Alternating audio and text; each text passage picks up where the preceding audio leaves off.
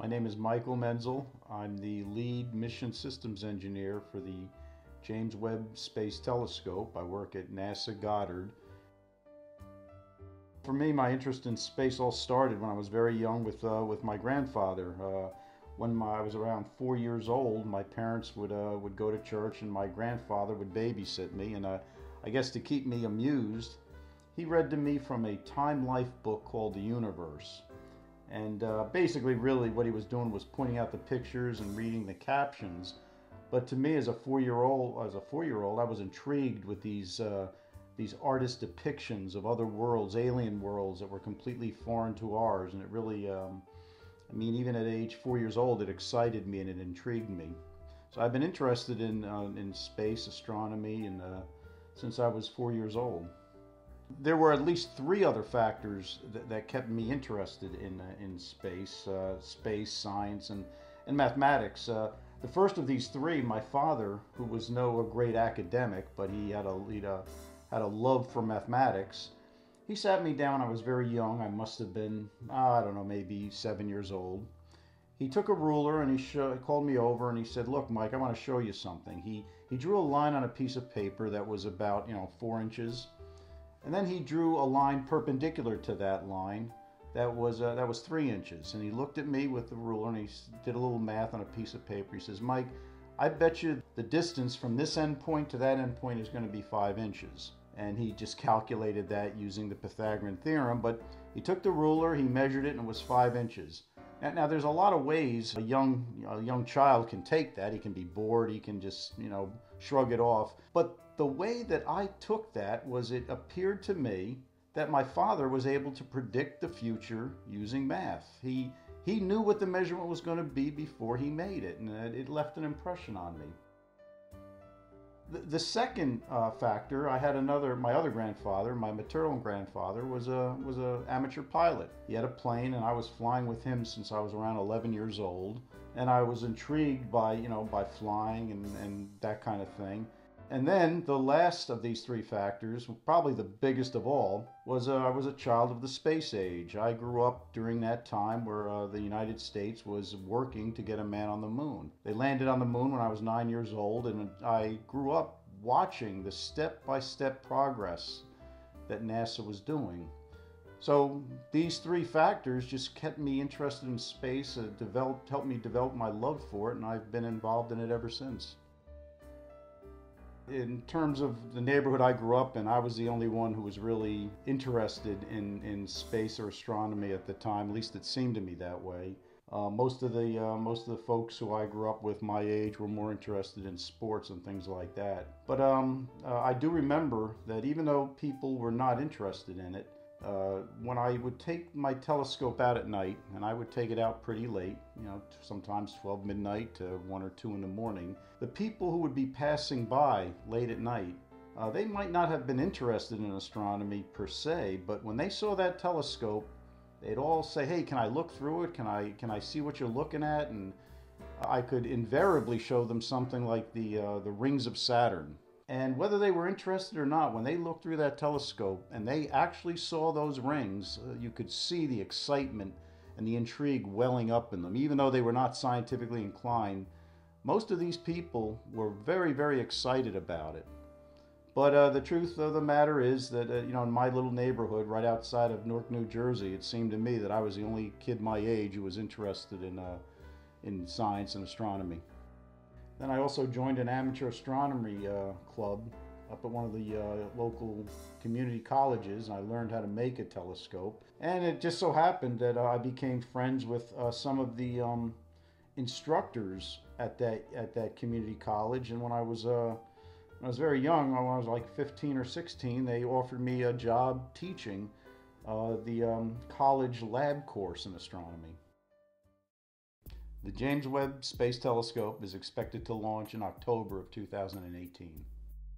The James Webb Space Telescope will be unique in a lot of things. First, it'll be the largest largest telescope ever put into outer space. Its main mirror will be bigger than most rooms in a house. It will be cryogenic, meaning it has to operate at a very, very low temperature. which causes a lot of engineering problems. The telescope has to operate at a temperature only about 50 degrees above absolute zero, whereas the Hubble Space Telescope operates in a temperature very similar to room temperature. And finally, because the telescope is so big, it doesn't even fit in the launch vehicle that we're putting it in, so it has to be folded up. And that means that once the launch vehicle puts it in outer space, it has to unfold.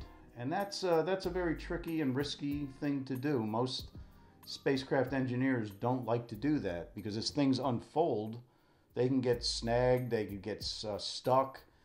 And unlike the Hubble, the James Webb Space Telescope will not be orbiting the Earth. It'll be going to a point in space about 4 times farther than the moon. It's called the Earth-Sun Lagrangian point. And because it's so far away, we can't send astronauts up to fix it. So if anything gets stuck, you won't be able to send astronauts there to unstick it. And that's risky. So that once again is another difference with Hubble. In terms of what could go wrong, as the telescope unfolds, things could get stuck. We have a big sun shield on board that will shade the telescope from the sun so it could get cold, as I said earlier. That sun shield is like a big umbrella, and if that big umbrella snags on anything or tears, that could be a problem. We have motors, a lot of motors on board that have to all work work collaboratively, and if any one of these motors gets stuck, we could have a problem. And that's something that engineers have to very, very rigorously test and design for to make sure that as many of the possible failure modes are designed out of it. But you can never design out all the risk and all the failure modes, and sometimes you just have to bite the bullet and hope for the best. First, if something goes wrong, I am the lead engineer on the job, so I will be held culpable for it, and it will not look good for my future career. That's a fear that I definitely live with. And in terms of how it will make NASA look, this is one of the bigger missions that NASA's doing. It's highly visible to the public, unlike things like the Department of Defense that does things secretly.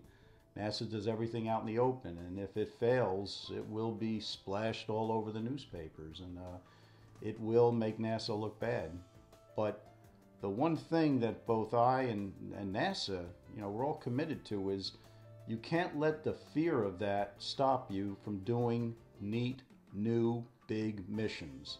These are high-risk missions. That's what NASA's in the business of doing, high-risk things. When we went to the moon, those astronauts on the moon, could have been killed by a variety of different things. We all knew it. Even at 9 years old, I knew it.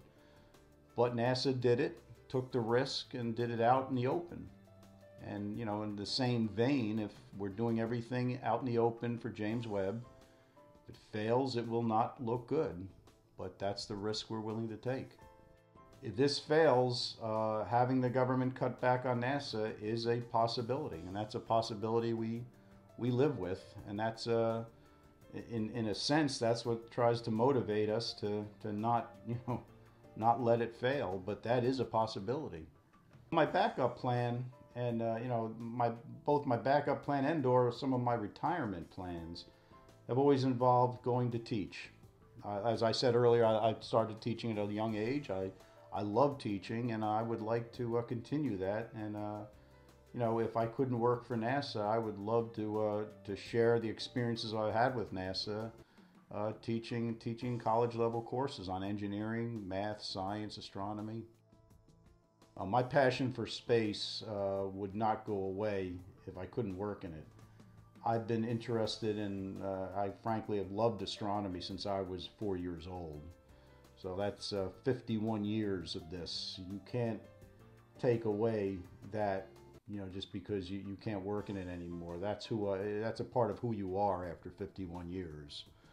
So my passion for space, math, and science would not go away, and that's why I said that as a backup job, I would try to get a teaching job to share that with others.